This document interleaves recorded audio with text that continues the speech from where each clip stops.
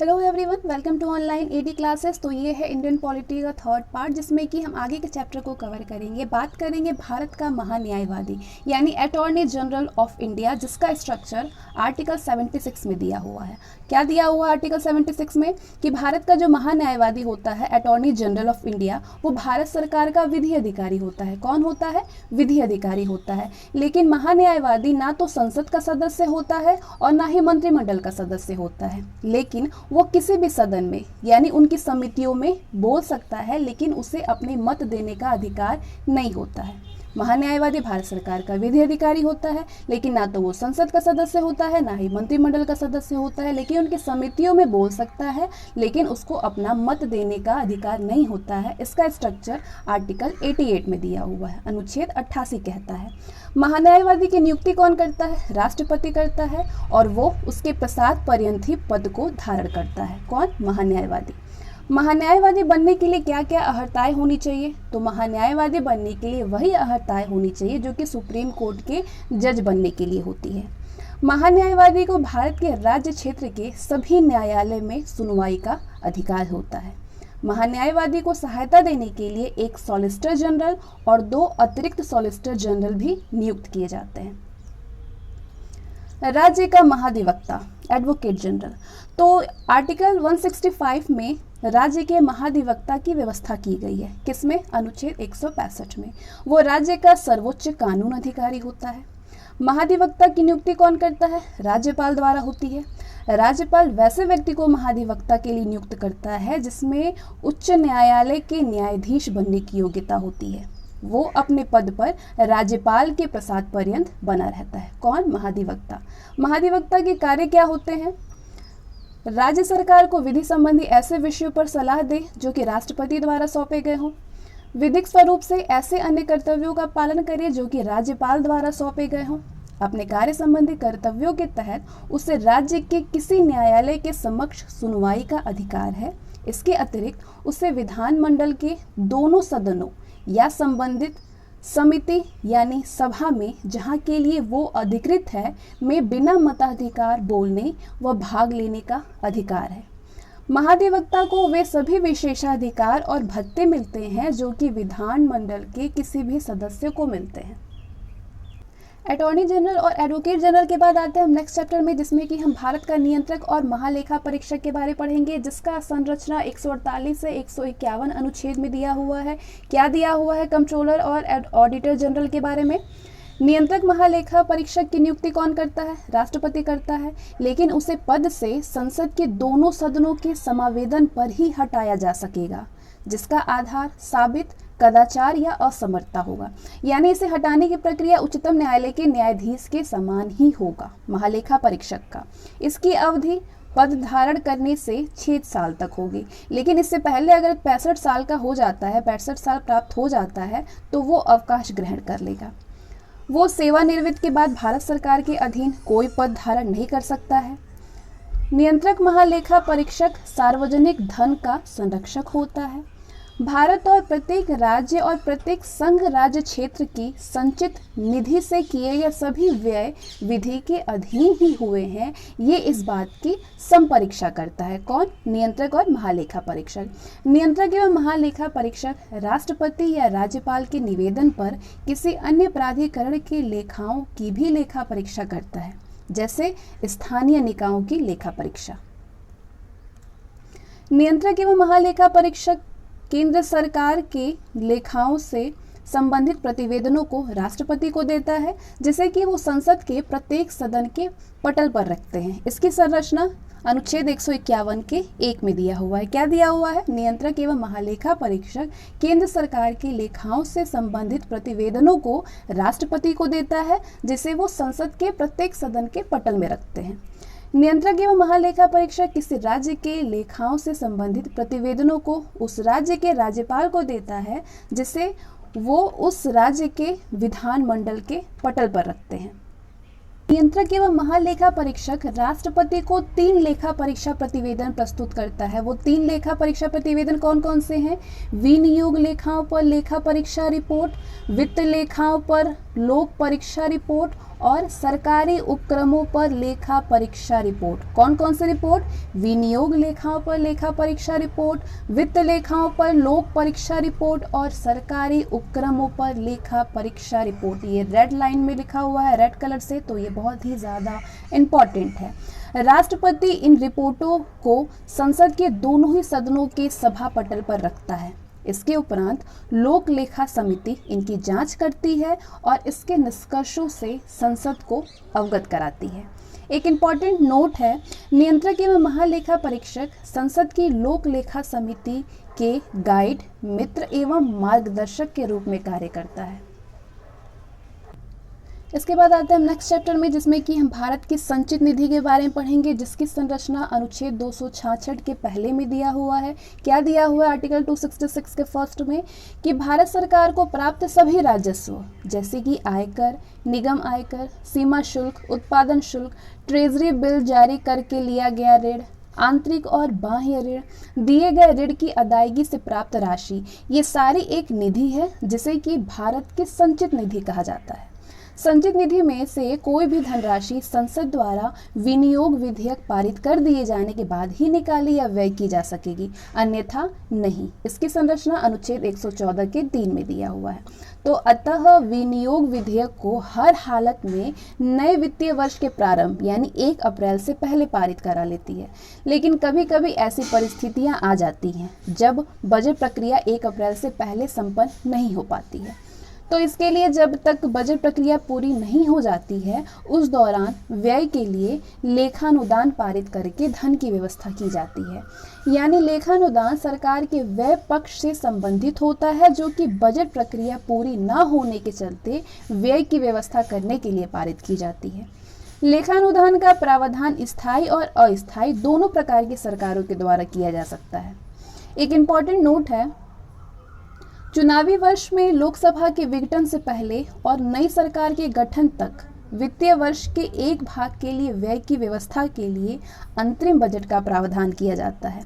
लेखानुदान और अंतरिम बजट के बीच अंतर ये होता है कि लेखानुदान पारित करने का कारण व्यय के लिए धन की व्यवस्था करना होता है, जबकि अंतरिम बजट में व्यय और प्राप्तियों दोनों का विवरण होता है।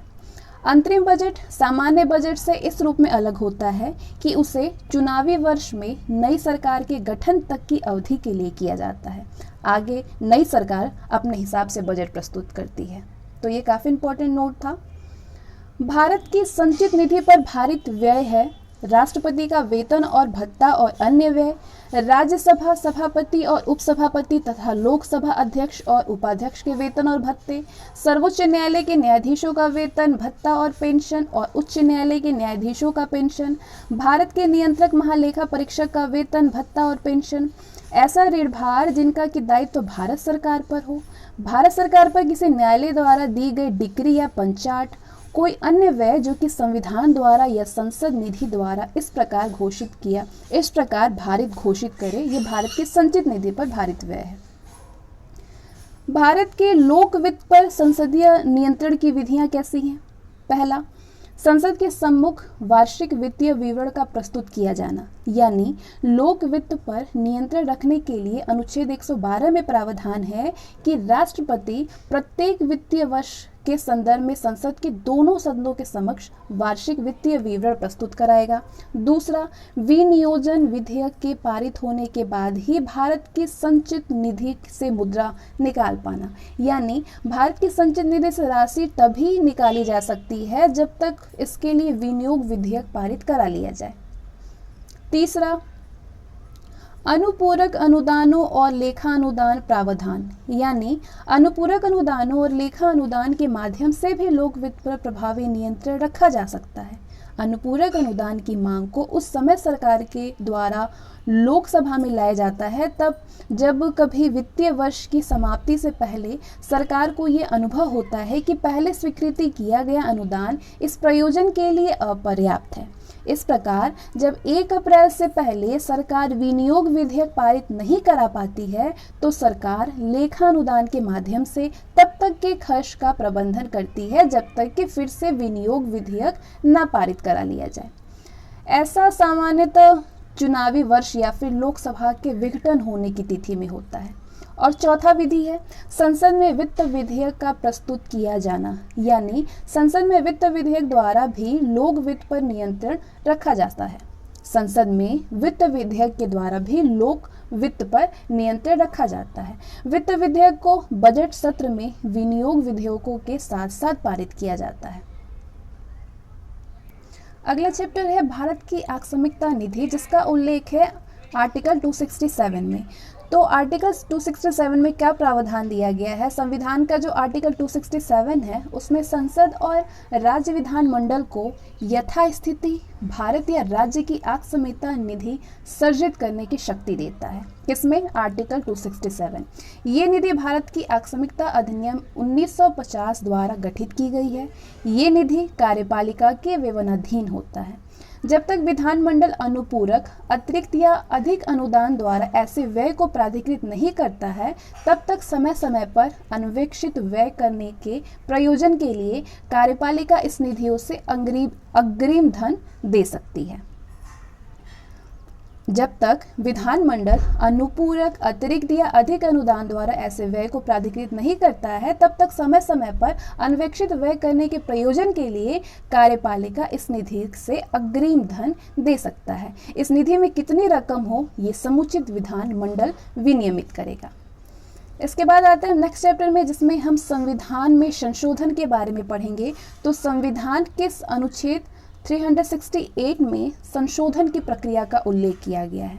इसमें संशोधन की 3 विधियों को अपनाया गया है। वो 3 विधियां कौन कौन सी है जिसमें संशोधन को अपनाया गया है? पहली विधि है साधारण विधि द्वारा। संसद के साधारण बहुमत द्वारा पारित विधेयक राष्ट्रपति की स्वीकृति मिलने पर कानून बन जाता है। इसके अंतर्गत राष्ट्रपति के पहली अनुमति मिलने पर कुछ संशोधन किए जा सकते हैं। कौन कौन से संशोधन किए जा सकते हैं? नए राज्यों का निर्माण हो सकता है, राज्य क्षेत्र सीमा और नाम में परिवर्तन, संविधान की नागरिकता संबंधी अनुसूचित क्षेत्रों और जनजातियों की प्रशासन संबंधी, और केंद्र द्वारा प्रशासित क्षेत्रों की प्रशासन संबंधी व्यवस्थाएं। ये व्यवस्थाएं हैं जो संशोधन किए जा सकते हैं इस राष्ट्रपति के पूर्व अनुमति मिलने पर। दूसरी विधि है विशेष बहुमत द्वारा संशोधन, यानी यदि संसद के प्रत्येक सदन द्वारा कुल सदस्यों का बहुमत तथा उपस्थिति और मतदान में भाग लेने वाले सदस्यों के 2/3 मतों से विधेयक पारित हो जाए, तो राष्ट्रपति की स्वीकृति मिलते ही वो संशोधन संविधान का अंग बन जाता है। क्या बन जाता है? संविधान का अंग बन जाता है। न्यायपालिका और राज्यों के अधिकारियों और शक्तियों जैसी कुछ विशिष्ट बातों को छोड़ करके संविधान की अन्य सभी व्यवस्थाओं में इसी प्रक्रिया के द्वारा संशोधन किया जाता है। और तीसरी विधि है संसद के विशेष बहुमत एवं राज्य विधानमंडलों की स्वीकृति से संशोधन, यानी संविधान के कुछ अनुच्छेदों में संशोधन के लिए विधेयक को संसद के दोनों सदनों के विशेष बहुमत और राज्य के कुल विधानमंडलों में से आधे द्वारा स्वीकृति आवश्यक है। इसके द्वारा किए जाने वाले संशोधन के प्रमुख विषय हैं राष्ट्रपति का निर्वाचन, जो कि अनुच्छेद 54 में दिया है, राष्ट्रपति निर्वाचन की कार्य पद्धति आर्टिकल 55 में दिया है, संघ की कार्यपालिका शक्ति का विस्तार, राज्यों की कार्यपालिका शक्ति का विस्तार, केंद्र शासित क्षेत्रों के लिए उच्च न्यायालय, संघीय न्यायपालिका, राज्यों के उच्च न्यायालय, संघ एवं राज्यों में विधायी संबंध, 7वीं अनुसूची का कोई विषय, संसद में राज्यों का प्रतिनिधित्व और संविधान संशोधन की प्रक्रिया से संबंधित उपबंध। एक नोट है, संविधान संशोधन विधेयक को किसी भी सदन में पेश किया जा सकता है। नेक्स्ट चैप्टर में हम न्यायपालिका के बारे में पढ़ेंगे। तो न्यायपालिका कहते किसको है? समस्त न्यायालयों को सामूहिक रूप से न्यायपालिका कहते हैं। न्यायालयों में शक्ति विभाजन नहीं होता है। भारतीय न्याय प्रणाली में छोटे छोटे न्यायालय के ऊपर प्रत्येक जिले का जिला न्यायालय, उनके ऊपर राज्यों के उच्च न्यायालय और सबसे ऊपर सर्वोच्च न्यायालय होता है। सबसे पहले बात करेंगे सर्वोच्च न्यायालय के बारे में। भारत की न्यायिक व्यवस्था एकहरी और एकीकृत है, जिसके सर्वोच्च शिखर पर भारत का सर्वोच्च न्यायालय होता है। सर्वोच्च न्यायालय दिल्ली में स्थित है। कहाँ पे स्थित है? दिल्ली में स्थित है। सर्वोच्च न्यायालय की स्थापना, गठन, अधिकारिता, शक्तियों के विनियमन से संबंधित विधि निर्माण की शक्ति भारतीय संसद को प्राप्त है। सर्वोच्च न्यायालय का गठन संबंधी प्रावधान अनुच्छेद 124 में दिया हुआ है। सर्वोच्च न्यायालय संशोधन विधेयक 2019 के अनुसार सर्वोच्च न्यायालय में एक मुख्य न्यायाधीश और 33 अन्य न्यायाधीश हैं। अब एक इम्पॉर्टेंट नोट है, सर्वोच्च न्यायालय में मुख्य न्यायाधीश सहित कुल 8 न्यायाधीशों की व्यवस्था थी, संविधान में मूलतः की गई थी, लेकिन बाद में काम के बढ़ते हुए दबाव को देखते हुए 1956 में सर्वोच्च न्यायालय अधिनियम में संशोधन करके न्यायाधीशों की संख्या को बढ़ा करके 11 कर दी गई है, जो कि पहले 8 थी। तदुपरांत 1960 में ये संख्या फिर से बढ़ा करके 14 कर दी गई 1978 में, और 1978 में 14 कर दी गई थी 1978 में। इसके बाद फिर 18 कर दी गई 1986 में, फिर 26 कर दिया गया 2009 में, और फिर 31 की गई है। कितनी मुख्य न्यायाधीश हैं? कितनी न्यायाधीश हैं? 31 न्यायाधीश हैं। सर्वोच्च न्यायालय के न्यायाधीशों की नियुक्ति की क्या प्रक्रिया है? सर्वोच्च न्यायालय के समस्त न्यायाधीशों की नियुक्ति राष्ट्रपति के द्वारा होती है। मुख्य न्यायाधीशों की नियुक्ति करते समय वो इसी न्यायालय के अन्य न्यायाधीशों से परामर्श कर सकता है, लेकिन अन्य न्यायाधीश की नियुक्ति राष्ट्रपति सदैव मुख्य न्यायाधीश के परामर्श से करता है। वो चाहे तो सर्वोच्च न्यायालय और राज्य के उच्च न्यायालय के अन्य न्यायाधीशों से भी परामर्श कर सकता है। इसकी संरचना अनुच्छेद 124 के 2 में दिया है। सर्वोच्च न्यायालय के न्यायाधीश बनने के लिए न्यूनतम आयु सीमा निर्धारित नहीं की गई है। एक बार नियुक्ति होने के बाद इनके अवकाश ग्रहण करने की आयु सीमा 65 वर्ष है। सर्वोच्च न्यायालय के न्यायाधीशों को पद और गोपनीयता की शपथ राष्ट्रपति दिलाता है। सर्वोच्च न्यायालय के न्यायाधीशों को पद का शपथ कौन दिलाता है? पद ग्रहण करने की राष्ट्रपति दिलाता है। सर्वोच्च न्यायालय के न्यायाधीशों के लिए क्या योग्यताएं होनी चाहिए? वो भारत का नागरिक होना चाहिए। वो किसी उच्च न्यायालय यानी 2 या 2 से अधिक न्यायालयों में लगातार कम से कम 5 वर्षों तक न्यायाधीश के रूप में कार्य कर चुका हो, या किसी न्यायालय या फिर न्यायालयों में लगातार 10 वर्षों तक अधिवक्ता रह चुका हो, या फिर राष्ट्रपति की दृष्टि में कानून का उच्च कोटि का ज्ञाता हो। ये होनी चाहिए न्यायाधीश बनने के लिए योग्यताएं। कौन सी न्यायाधीश? सर्वोच्च न्यायालय के न्यायाधीश। न्यायाधीश के वेतन और भत्ते के बारे में आर्टिकल 125 में दिया हुआ है। सर्वोच्च न्यायालय के मुख्य न्यायाधीशों को 2,80,000 रुपये प्रति महीने दिया जाता है, और न्यायाधीशों का होता है सैलरी 2,50,000। इसके अलावा उन्हें निःशुल्क आवास और अन्य सुविधाएं मिलती हैं, जैसे कि चिकित्सा, कार, टेलीफोन आदि। न्यायाधीशों का वेतन और उससे मिलने वाली अन्य सुविधाएं उसे कार्यकाल में कम नहीं किया जा सकता है। सेवानिवृत्त मुख्य न्यायाधीश और अन्य न्यायाधीशों का पेंशन उनके अंतिम माह के वेतन का 50% निर्धारित है। कितना? 50%। पद विमुक्त। पद विमुक्त करने का क्या प्रावधान है, क्या प्रक्रिया है? सर्वोच्च न्यायालय के न्यायाधीश की पद विमुक्त के लिए संसद के दोनों सदन एक प्रस्ताव पारित करते हैं, जिसे कि प्रार्थना कहते हैं, जिसमें वो किसी न्यायाधीश को सिद्ध भ्रष्टाचार अथवा असमर्थता के कारण पद से हटाना चाहते हैं। ये प्रस्ताव दोनों सदनों में कुल सदस्य संख्या के स्पष्ट बहुमत से पारित होना चाहिए, और साथ ही ये भी आवश्यक है कि प्रस्ताव पर मतदान के समय जितने सदस्य उपस्थित हैं और मतदान में भाग लेते हैं, उनका 2/3 बहुमत उस प्रस्ताव का समर्थन करे। जब इस प्रकार पास हुआ प्रस्ताव संसद राष्ट्रपति के पास प्रार्थना यानी समावेदन के रूप में भेजती है, तभी वो आदेश जारी करके संबद्ध न्यायाधीश को हटा सकता है। ये पद विमुक्त करने की प्रक्रिया होती है। एक नोट है, पद विमुक्त प्रस्ताव 100 सदस्यों लोकसभा के मामले में या फिर 50 सदस्यों राज्यसभा के मामले में द्वारा हस्ताक्षर करने के बाद अध्यक्ष या सभापति को दिया जाना चाहिए। 100 सदस्य लोकसभा के मामले में और 50 सदस्य राज्यसभा के बारे में। सबसे अधिक समय तक मुख्य न्यायाधीश के पद पर रहने वाले न्यायाधीश है यशवंत विष्णु चंद्रचूड़। 25 फरवरी 1978 से 11 जुलाई 1985 तक, मतलब कि 2696 दिन थे यशवंत विष्णु चंद्रचूड़। सबसे कम समय तक मुख्य न्यायाधीश के पद पर रहने वाले न्यायाधीश थे कमल नारायण सिंह, 25 नवंबर 1991 से 12 दिसंबर 1991 तक, सिर्फ 17 दिन तक कमल नारायण सिंह। सबसे अधिक समय तक यशवंत विष्णु चंद्रचूड़ और सबसे कम समय तक कमल नारायण सिंह। एक नोट है, जब भारतीय न्यायिक पद्धति में लोकहित मुकदमा यानी PIL लाया गया तब भारत के मुख्य न्यायमूर्ति PN भगवती थे। कौन थे? PN भगवती थे जब PIL लाया गया था। तो सर्वोच्च न्यायालय के न्यायाधीश अवकाश प्राप्त करने के बाद भारत में किसी भी न्यायालय या फिर किसी भी अधिकारी के सामने वकालत नहीं कर सकते हैं। मुख्य न्यायाधीश राष्ट्रपति की पूर्व स्वीकृति लेकर के दिल्ली के अतिरिक्त अन्य किसी स्थान पर सर्वोच्च न्यायालय की बैठकें बुला सकता है। तो अब तक हैदराबाद और श्रीनगर में इस प्रकार की बैठकें आयोजित हो चुकी है। कहाँ कहाँ पे? हैदराबाद और श्रीनगर में।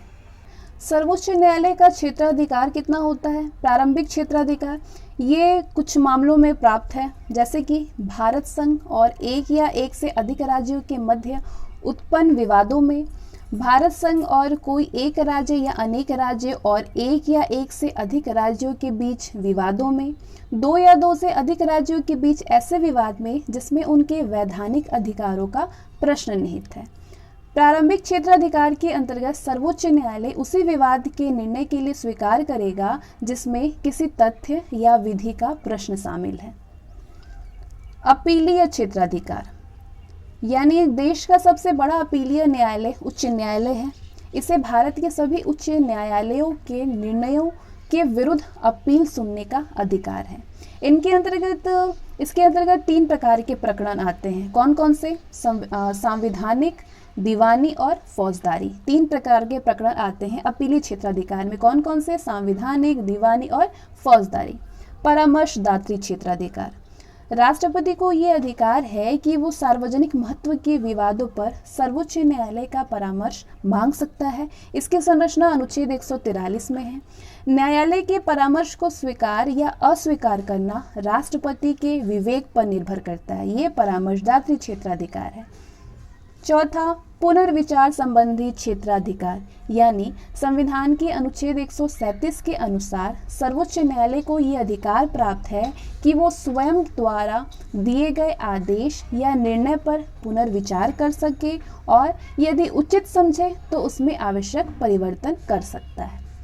अभिलेख न्यायालय, संविधान का अनुच्छेद 129 सर्वोच्च न्यायालय को अभिलेख न्यायालय का स्थान प्रदान करता है। कौन सा? आर्टिकल 129। इसका आशय यह है कि न्यायालय के सभी निर्णयों को रिकॉर्ड या अभिलेख के रूप में सुरक्षित रखा जाता है। इन विषयों को भविष्य में देश के किसी भी न्यायालय में नज़ीर के रूप में पेश किया जा सकता है। मौलिक अधिकारों का रक्षक, भारत का सर्वोच्च न्यायालय नागरिकों के मौलिक अधिकारों का रक्षक है। अनुच्छेद 32 सर्वोच्च न्यायालय को विशेष रूप से उत्तरदायी ठहराता है कि वो मौलिक अधिकारों को लागू कराने के लिए आवश्यक कार्यवाही करे।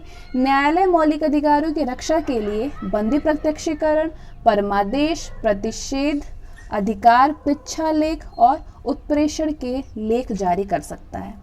एक नोट है, सर्वोच्च न्यायालय में संविधान के निर्वचन यानी इंटरप्रिटेशन से संबंधित मामले की सुनवाई के लिए न्यायाधीशों की संख्या कम से कम 5 होनी चाहिए। इसकी संरचना अनुच्छेद 145 के 3 में दिया है।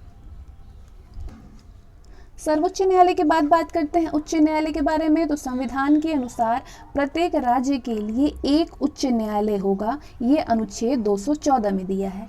लेकिन संसद विधि द्वारा 2 या 2 से अधिक राज्यों और किसी संघ राज्य क्षेत्र के लिए एक ही उच्च न्यायालय स्थापित कर सकती है, ये अनुच्छेद 231 में दिया है। वर्तमान में भारत में 25 उच्च न्यायालय है, जिनमें से 3 उच्च न्यायालयों का अधिकार क्षेत्र एक राज्य से अधिक है। केंद्र शासित प्रदेश दिल्ली और जम्मू कश्मीर में उच्च न्यायालय है। प्रत्येक उच्च न्यायालय का गठन एक मुख्य न्यायाधीश और अन्य न्यायाधीशों से मिलकर किया जाता है। इनकी नियुक्ति राष्ट्रपति के द्वारा होती है, ये अनुच्छेद 217 कहता है। भिन्न भिन्न उच्च न्यायालयों में न्यायाधीशों की संख्या अलग अलग होती है। उच्च न्यायालय के न्यायाधीशों के लिए क्या योग्यताएं होनी चाहिए? वो भारत का नागरिक होना चाहिए, कम से कम 10 साल तक न्यायिक पद पर 10 साल तक वो न्यायिक पद धारण कर चुका हो, यानी किसी उच्च न्यायालय में उच्च न्यायालय में या फिर एक से अधिक उच्च न्यायालयों में लगातार 10 साल तक अधिवक्ता रहा हो। उच्च न्यायालय के न्यायाधीशों को उस राज्य जिसमें कि उच्च न्यायालय स्थित है वहाँ का राज्यपाल उसके पद की शपथ दिलाता है। उच्च न्यायालय के न्यायाधीशों का अवकाश ग्रहण करने की अधिकतम उम्र सीमा 62 वर्ष होनी चाहिए, जो कि 65 वर्ष प्रस्तावित होती है। उच्च न्यायालय के न्यायाधीश अपने पद से राष्ट्रपति को संबोधित कर कभी भी त्यागपत्र दे सकता है। इस चार्ट पे हम उच्च न्यायालय को देखेंगे कहाँ पे है, उसका अधिकारिता कहाँ पे है, स्थान कहाँ पे है, मूल स्थान, और किस वर्ष में उसकी स्थापना हुई है, खंडपीठ में कहाँ पे है। तो कलकत्ता में उच्च न्यायालय की स्थापना 1862 में हुई थी। इसका राज्य क्षेत्र अधिकारिता है पश्चिम बंगाल में, अंडमान और निकोबार द्वीप समूह में है। मूल स्थान कलकत्ता में है और खंडपीठ पोर्ट ब्लेयर है। बम्बई उच्च न्यायालय की स्थापना 1862 में हुई थी और इसका राज्य क्षेत्र अधिकारिता है महाराष्ट्र, गोवा, दादर एवं नागर हवेली और दमन एवं दीव। मूल स्थान मुंबई में है। खंडपीठ नागपुर, पणजी और औरंगाबाद में है। मद्रास उच्च न्यायालय की स्थापना 1862 में हुई थी। राज्य क्षेत्र अधिकारिता तमिलनाडु और पुदुचेरी में है। मूल स्थान चेन्नई में है और खंडपीठ मदुरै में है। इलाहाबाद में उच्च न्यायालय की स्थापना 1866 में हुई थी। अधिकारिता क्षेत्र है उत्तर प्रदेश और मूल स्थान प्रयागराज है। खंडपीठ लखनऊ में है। कर्नाटक उच्च न्यायालय की स्थापना 1884 में हुई थी। राज्य क्षेत्रीय अधिकारिता कर्नाटक में है और मूल स्थान बंगलुरु में है। पटना उच्च न्यायालय की स्थापना 1916 में हुई थी और अधिकारिता क्षेत्र बिहार है। मूल स्थान पटना में है। ओडिशा में उच्च न्यायालय की स्थापना 1948 में हुई थी। राज्य क्षेत्रीय अधिकारिता ओडिशा में ही है और मूल स्थान कटक है। गुवाहाटी उच्च न्यायालय की स्थापना 1948 में हुई थी। राज्य क्षेत्रीय अधिकारिता असम में है, नागालैंड, मिजोरम और अरुणाचल प्रदेश में है। मूल स्थान गुवाहाटी है और खंडपीठ कोहिमा, आइजोल और ईटानगर है। राजस्थान उच्च न्यायालय की स्थापना 1950 में हुई है। राज्य क्षेत्र अधिकारिता राजस्थान है और मूल स्थान जोधपुर में है। खंडपीठ जयपुर में है। मध्य प्रदेश में उच्च न्यायालय की स्थापना 1956 में हुई थी। राज्य क्षेत्रीय अधिकारिता मध्य प्रदेश है। मूल स्थान जबलपुर और खंडपीठ ग्वालियर और इंदौर है। केरल उच्च न्यायालय की स्थापना 1956 में हुई थी और अधिकारिता क्षेत्र है केरल और लक्षद्वीप। मूल स्थान है एर्नाकुलम। जम्मू कश्मीर उच्च न्यायालय की स्थापना हुई थी 1957 में। राज्य क्षेत्र अधिकारिता है जम्मू कश्मीर और लद्दाख में। मूल स्थान श्रीनगर में है और खंडपीठ जम्मू में है। गुजरात उच्च न्यायालय की स्थापना 1960 में हुई थी। राज्य क्षेत्र अधिकारिता गुजरात में है। मूल स्थान अहमदाबाद में है। दिल्ली उच्च न्यायालय की स्थापना हुई थी 1966 में। राज्य क्षेत्र अधिकारिता दिल्ली तक ही है और मूल स्थान भी दिल्ली में है। पंजाब व हरियाणा उच्च न्यायालय की स्थापना 1966 में हुई थी। अधिकारिता क्षेत्र पंजाब, हरियाणा और चंडीगढ़ में है। मूल स्थान चंडीगढ़ में है। हिमाचल प्रदेश उच्च न्यायालय की स्थापना 1971 में हुई थी। अधिकारिता क्षेत्र हिमाचल प्रदेश है और मूल स्थान शिमला में है। सिक्किम उच्च न्यायालय की स्थापना 1975 में हुई थी। अधिकारिता क्षेत्र सिक्किम है और मूल स्थान गंगकोट है। छत्तीसगढ़ उच्च न्यायालय की स्थापना 2000 में हुई थी और अधिकारिता क्षेत्र छत्तीसगढ़ है। मूल स्थान बिलासपुर है। उत्तराखंड उच्च न्यायालय की स्थापना 2000 में हुई थी। अधिकारिता क्षेत्र उत्तराखंड है और मूल स्थान नैनीताल में है। झारखंड 2000 में हुई थी। अधिकारिता क्षेत्र झारखंड में और मूल स्थान रांची में है। मेघालय में 25 मार्च को हुई थी। 25 मार्च 2013 में उच्च न्यायालय की स्थापना हुई थी मेघालय उच्च न्यायालय की और इसका अधिकारिता क्षेत्र मेघालय है। मूल स्थान शिलोंग है। मणिपुर में 25 मार्च 2013 को अधिकारिता क्षेत्र मणिपुर और मूल स्थान इम्फाल में। त्रिपुरा उच्च न्यायालय की स्थापना 26 मार्च 2013 को हुई थी और अधिकारिता क्षेत्र राज्य क्षेत्रीय अधिकारिता है त्रिपुरा और मूल स्थान अगरतला। तेलंगाना में 1 जनवरी 2019 को अधिकारिता क्षेत्र तेलंगाना और मूल स्थान हैदराबाद। आंध्र प्रदेश उच्च न्यायालय की स्थापना 1 जनवरी 2019 को हुई थी और राज्य क्षेत्र अधिकारिता आंध्र प्रदेश है और मूल स्थान अमरावती है। जब आंध्र प्रदेश और तेलंगाना एक ही राज्य थे तब इनका उच्च न्यायालय हैदराबाद में था, जिसकी स्थापना 1954 में हुई थी। एक नोट है, केरल उच्च न्यायालय ने 1997 में सबसे पहले बंद को असंवैधानिक घोषित किया था। किसको? बंद को।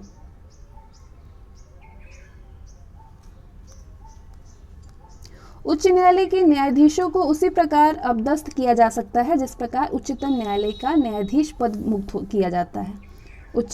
उच्चतम न्यायालय के न्यायाधीश को पद मुक्त किया जाता है, उसी प्रकार उच्च न्यायालय के न्यायाधीश को भी अपदस्थ किया जा सकता है। जिस व्यक्ति ने उच्च न्यायालय में स्थायी न्यायाधीश के रूप में कार्य किया है वो उस न्यायालय में वकालत नहीं कर सकता है, लेकिन वो किसी दूसरे उच्च न्यायालय में यानी उच्चतम न्यायालय में वकालत कर सकता है। राष्ट्रपति आवश्यकता अनुसार किसी भी उच्च न्यायालय में न्यायाधीशों की संख्या में वृद्धि कर सकता है, यानी अतिरिक्त न्यायाधीशों की नियुक्ति कर सकता है। राष्ट्रपति उच्च न्यायालय के किसी अवकाश प्राप्त न्यायाधीश को भी उच्च न्यायालय के न्यायाधीश के रूप में कार्य करने का अनुरोध कर सकता है। उच्च न्यायालय एक अभिलेख न्यायालय होता है।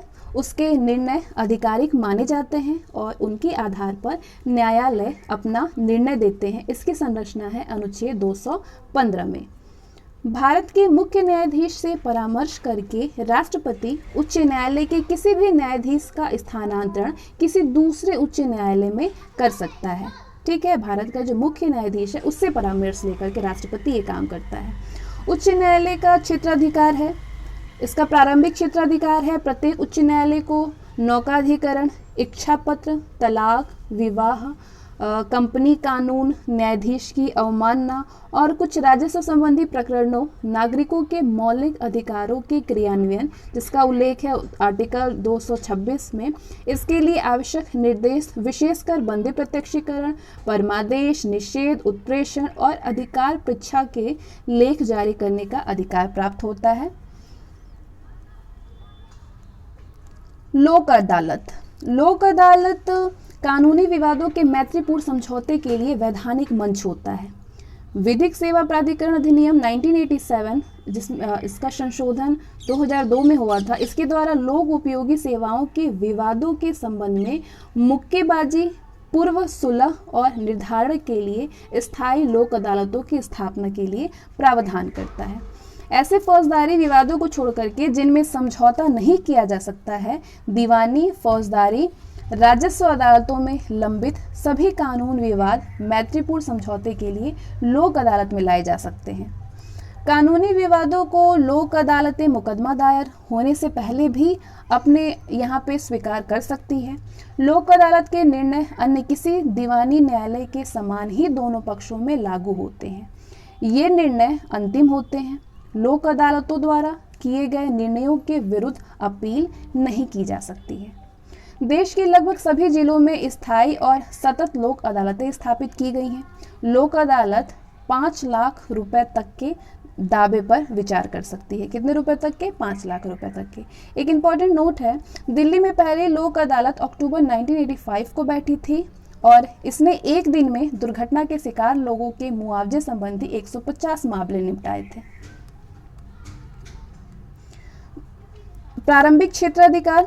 दूसरा, अपीलीय क्षेत्राधिकार, यानी फौजदारी मामलों में अगर सत्र न्यायाधीश ने मृत्युदंड दिया हो तो उच्च न्यायालय में उसके विरुद्ध अपील हो सकती है।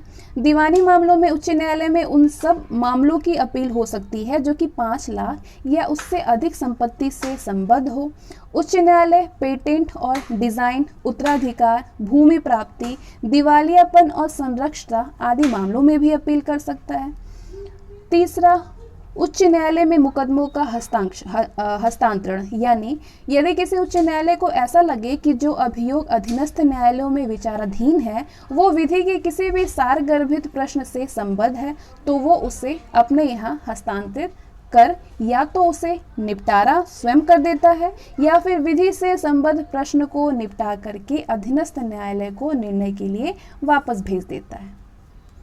और चौथा, प्रशासनिक अधिकार, यानी उच्च न्यायालयों को अपने अधीनस्थ न्यायालयों में नियुक्त पदोन्नति और पदोन्नति तथा छुट्टियों के संबंध के नियम बनाने का अधिकार है। एक नोट है, उच्च न्यायालय राज्य में अपील का सर्वोच्च न्यायालय नहीं है। उच्च न्यायालय राज्य में अपील का सर्वोच्च न्यायालय नहीं है। राज्य सूची से संबद्ध विषयों में भी उच्च न्यायालय के निर्णयों के विरुद्ध उच्चतम न्यायालय में अपील हो सकती है। उपभोक्ता संरक्षण। भारत सरकार ने उपभोक्ताओं के हितों के संरक्षण के लिए उपभोक्ता संरक्षण अधिनियम 1986 पारित किया है।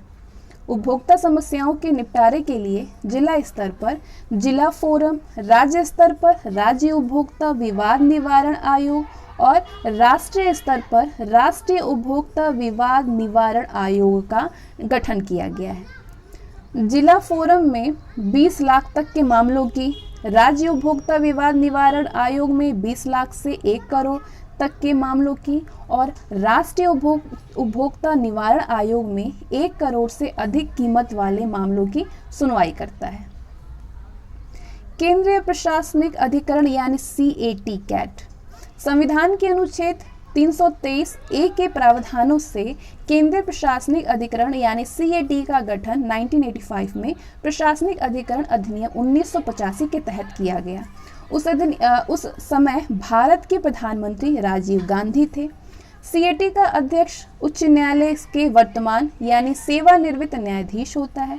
अध्यक्ष के अलावा इसमें 16 उपाध्यक्ष और 49 सदस्य होते हैं। ये सदस्य न्यायिक और प्रशासनिक दोनों क्षेत्रों से लिए जाते हैं। इसके बाद नेक्स्ट चैप्टर है राज्य की कार्यपालिका। तो राज्य की कार्यपालिका के बारे में हम नेक्स्ट वीडियो में पढ़ेंगे। तो इस वीडियो में बस इतना ही, मिलते हैं नेक्स्ट वीडियो में। ये वीडियो आपके लिए यूजफुल है तो इसे लाइक शेयर, चैनल पर नए हैं तो सब्सक्राइब करिए। मिलते हैं नेक्स्ट वीडियो में, तब तक के लिए बाय।